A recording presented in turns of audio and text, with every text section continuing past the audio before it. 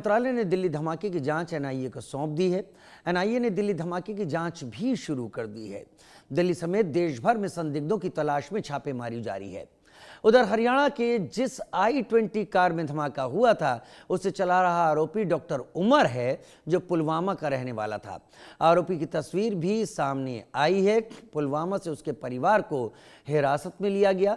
आरोपी का परिवार के डीएनए के साथ उसका मिलान किया जाएगा। उधर सूत्र बता रहे हैं कि लाल किले में धमाके में इस्तेमाल विस्फोटक की जांच रिपोर्ट भी आ गई है और फरीदाबाद से मिले विस्फोटक से मैच कर गई है। सूत्रों के मुताबिक विस्फोट में अमोनियम नाइट्रेट का इस्तेमाल किया गया। सबसे बड़ी बात यह है कि फरीदाबाद से मिले विस्फोटक और दिल्ली धमाके की तार पाकिस्तानी आतंकी संगठन जैश के साथ जुड़ने की आशंका भी जताई जा रही है। लेकिन बड़ी बात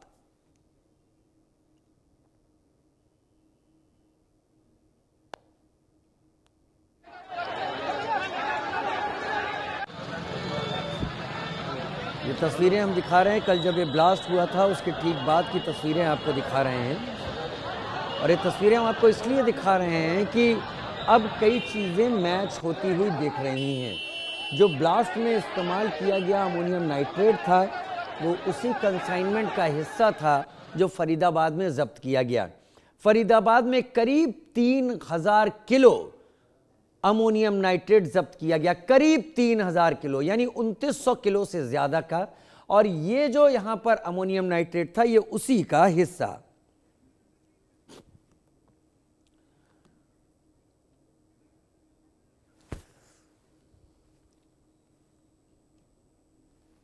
देश के सवाल की बात कर लेते हैं। इस घटनाक्रम के बाद क्या सवाल खड़े होते हैं? क्या दिल्ली में लाल किले के पास हुआ धमाका आतंकी साजिश ही है? क्या पाकिस्तान के आतंकी संगठन जैश ए मोहम्मद का इस धमाके में कोई हाथ है? पाकिस्तान ने दिल्ली में धमाका कर भारत को ऑपरेशन सिंदूर 2.0 के लिए उकसाया है। क्या फरीदाबाद से बरामद विस्फोटक और दिल्ली धमाके में कोई संबंध है? जो कि हम अभी आपको बता चुके हैं कि ये दोनों रिपोर्ट मैच कर गई हैं। वहां से लाल किले से मिला हुआ विस्फोटक और फरीदाबाद से मिला हुआ विस्फोटक। हमारे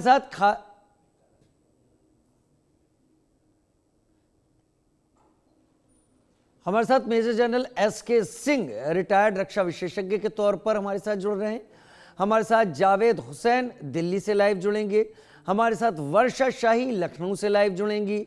आशिक मीर श्रीनगर से लाइव जुड़ेंगे और देवेंद्र कौशिक हमारे साथ फरीदाबाद से लाइव जुड़ेंगे।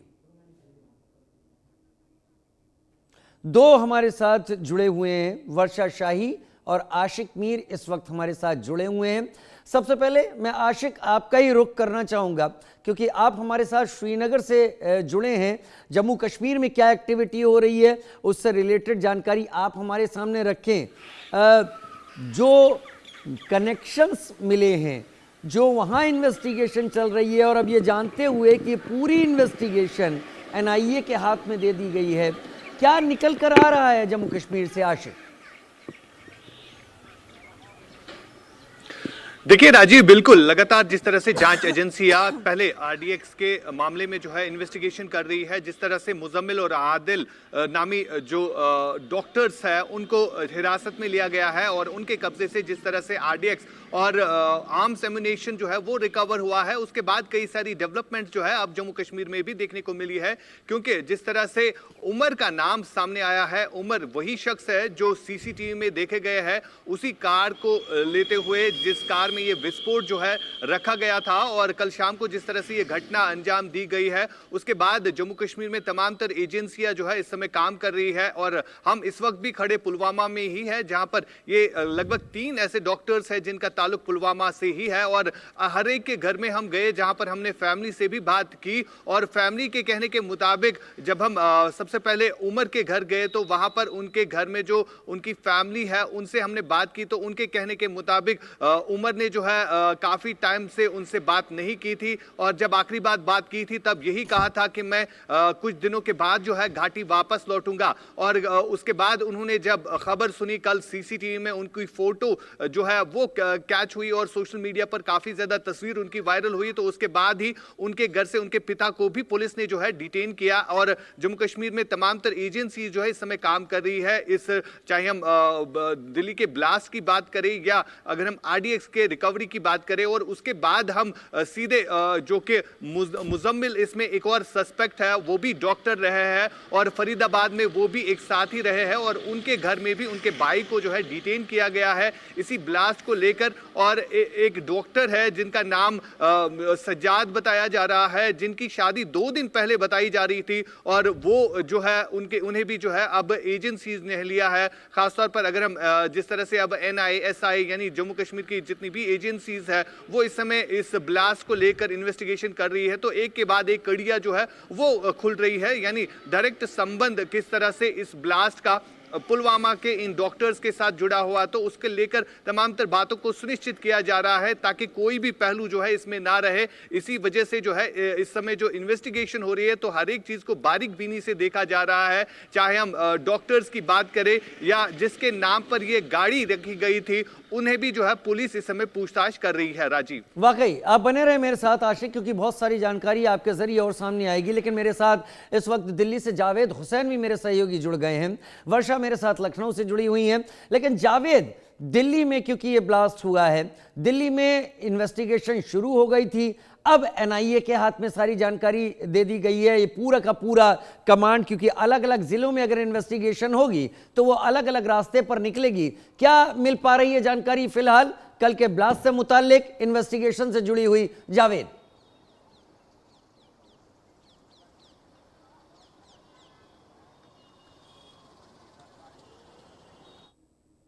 चलिए, जावेद से संपर्क मेरा अभी तक नहीं हो पाया है। मैं वर्षा आपका रुख करूंगा।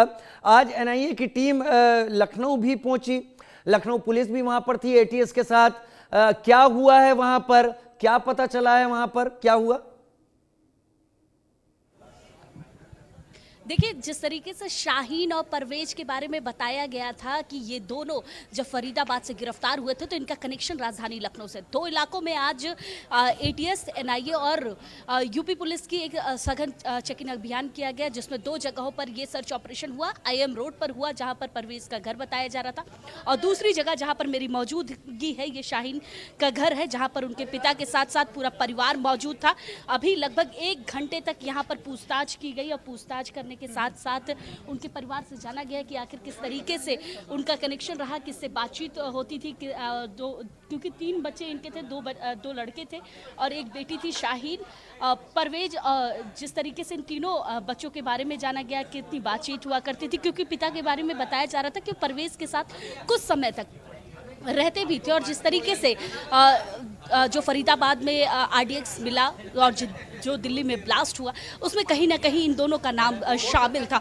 और जिस तरीके से जो गाड़ी बरामद हुई वो कहीं ना कहीं शाहीन और परवेज के नाम से थी, तो इसको लेकर जो पूछताछ थी वो जम्मू से लेकर यहाँ तक हुई, और उसी तरीके से परिवार से पूछताछ की गई। जम्मू कश्मीर पुलिस भी यहाँ मौजूद थी, उन्होंने लगभग 1 घंटे पूछताछ की, आस पड़ोस के लोगों से भी पूछताछ की कि आखिर वो कैसे इनको जानते थे, क्या चीज़ें, इनकी बिहेवियर कैसा था, आखिर ये परिवार से कैसे मिलते थे, क्या लड़की आया करती थी या उससे मुलाकात।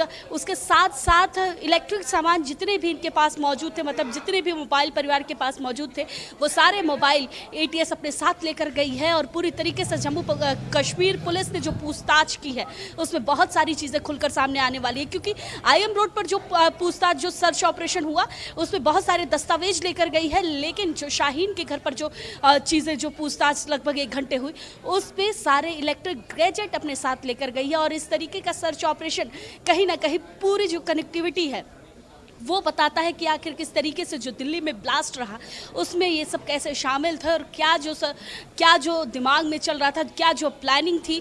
और प्लानिंग के साथ साथ, क्योंकि जब आस पड़ोस के लोगों से हमने बातचीत की तो ये पता चला कि परिवार में किसी से कोई मतलब नहीं रखा है। मतलब ये आस पड़ोस का आप इलाका देख रहे हैं और एक अंदर मतलब एकदम कोने में राजीव घर देखिए कि किस तरीके का घर है। अगर यहाँ से कोई निकलता भी है तो शायद आप सोचेंगे कि ऐसा कैसे घर है। ये कोने में ये कॉर्नर का घर है।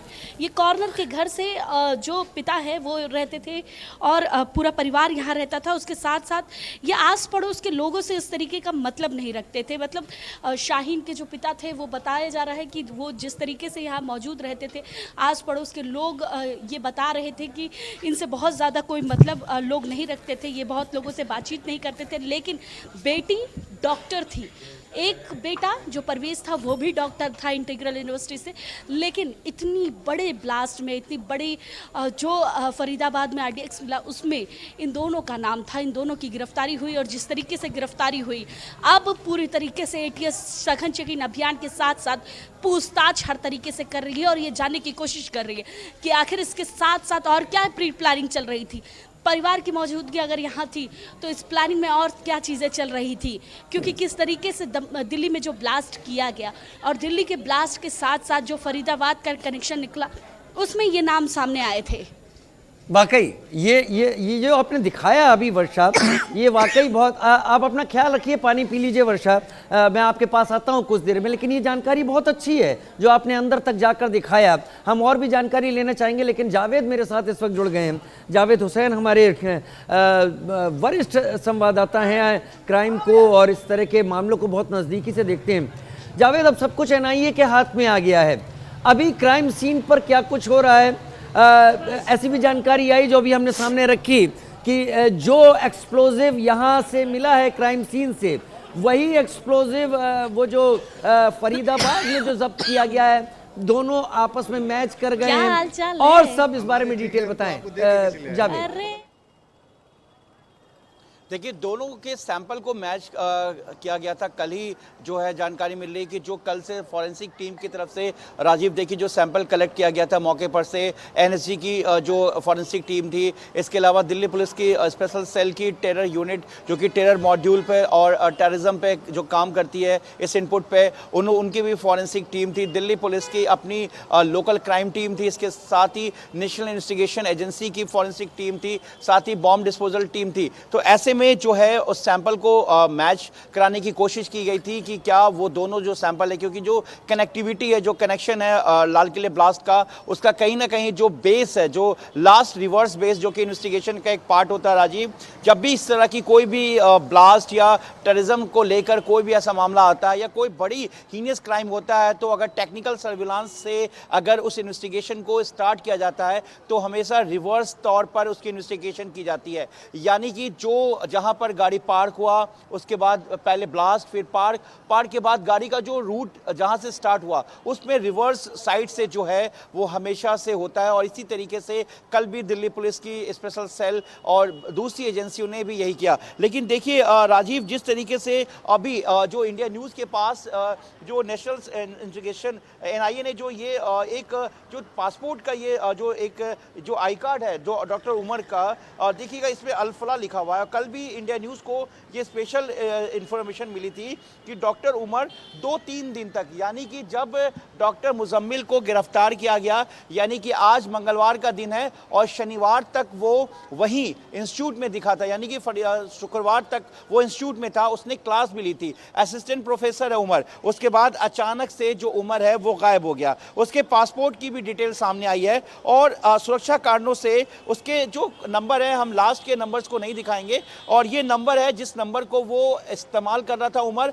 और उस नंबर को लेकर जो है एनआईए अब उस नंबर के तमाम कॉल, चैट, यानी कि पिछले 6 महीने तक उस नंबर पे कितने कॉल्स किए गए, आउटगोइंग हुए कितने, इनकमिंग कितने हुए, उसमें कौन कौन से व्हाट्सएप ग्रुप हैं, कौन से फोटोज, कौन से वीडियो, किस तरीके के सोशल मीडिया प्लेटफॉर्म को इस्तेमाल किया गया, इंस्टाग्राम, फेसबुक, इन सब को दोबारा से रिसीव करने की कोशिश की जा रही है। और इसी नंबर का जो खुलासा एनआईए के टॉप सूत्रों के हवाले से ये नंबर सामने आया है जिसको डॉक्टर उमर इस्तेमाल कर रहा था। डॉक्टर उमर मुजम्मिल का बेहद करीबी था और डॉक्टर मुजम्मिल की बेहद करीबी थी डॉक्टर शाहिद शाहीन, जैसा कि मेरी सहयोगी वर्षा लखनऊ से बता रही है। और ब्रेजा कार को खरीदा गया था कुछ महीनों पहले, और वहां अल फलाह के ही जब हमने खुद बात की, इंडिया न्यूज़ के बिहाफ पे हमने बात की, तो पता चला ब्रेजा कार को कुछ महीनों पहले खरीदा गया, जिसको डॉक्टर मुजम्मिल बाकायदा इस्तेमाल करता था। यानी कि डॉक्टर शाहिदा शाहीन जो थी, उसने इस गाड़ी को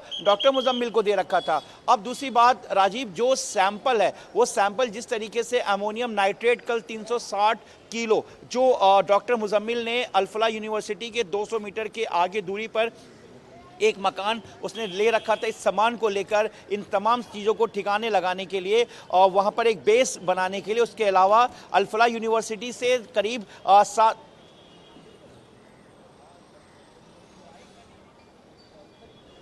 जी नहीं, अब बोलें। जो 7 से 8 किलोमीटर दूरी पर जो राजीव आप वहां पर उन्होंने एक बाकायदा एक रूम था जहां से हमने लाइव दिखाया था कि उस कमरे के अंदर 2563 यानी कि 2563 किलो जो है वो विस्फोटक रखा गया था। वो विस्फोटक था जो कहीं ना कहीं टेरर मॉड्यूल के लिए इसको इस्तेमाल होना था। और जिस गाड़ी को बाकायदा I-20 जो इस ब्लास्ट में लाल किला के गेट नंबर 1 के पास जो ब्लास्ट हुआ है, उस गाड़ी में भी एक्सप्लोजिव मिला था जो ब्लास्ट में इस्तेमाल हुआ है। अब ये टाइमर के साथ हुआ है या इसको रिमोट के जरिए इस्तेमाल किया गया है, इसको लेकर भी जांच चल रही है। और अब NIA जो देश की सेंट्रल एजेंसी, जिसने कई बड़े टेरर मॉड्यूल से लेकर कई बड़े गैंगस्टर्स और कई बड़े प्रतिबंधित आतंकी संगठन को लेकर बड़े ऑपरेशंस किए हैं, कई बड़े गैंगस्टर्स को, कई बड़े आतंकियों को विदेशों से लेकर भारत ठीक है, लाए हैं। मैं रुक करता हूं एक आपका। मेजर जनरल SK सिंह भी मेरे साथ इस वक्त जुड़े हुए हैं सीनियर डिफेंस एक्सपर्ट के तौर पर। मेजर जनरल SK सिंह, स्वागत करता हूं आपका। और इस बात को मैं जानता हूं कि एम्यूनिशन के मामले में जो आपकी एक्सपर्टीज है वो अधिकतर लोगों की नहीं होगी। कल जिस एम्यूनिशन का इस्तेमाल हुआ है, कल जो ब्लास्ट हुआ है और जो बरामदगी फरीदाबाद से हुई है, जिनमें क्राइम सीन से मिले हुए एविडेंसेस और फरीदाबाद में करीब 3 टन का जो अमोनियम नाइट्रेट मिला, वो मैच करते हुए दिखाई पड़ रहे हैं। क्या ये मिसहैंडलिंग के चलते हुआ ये इवेंट है पूरा का पूरा, ये टेररिस्ट इवेंट या एक्टिविटी, या फिर ये आपको लग रहा है कि इसी तरीके से प्लान किया गया था दिल्ली में दहशत फैलाने के लिए? देखिए राजीव जी, इस टाइप की जब भी घटना होती है तो ये बिना प्लानिंग के नहीं हो सकती है। अगर धमाका नॉर्मल कैजुअली वैसे ही करना है तो फिर कहीं भी हो सकता है।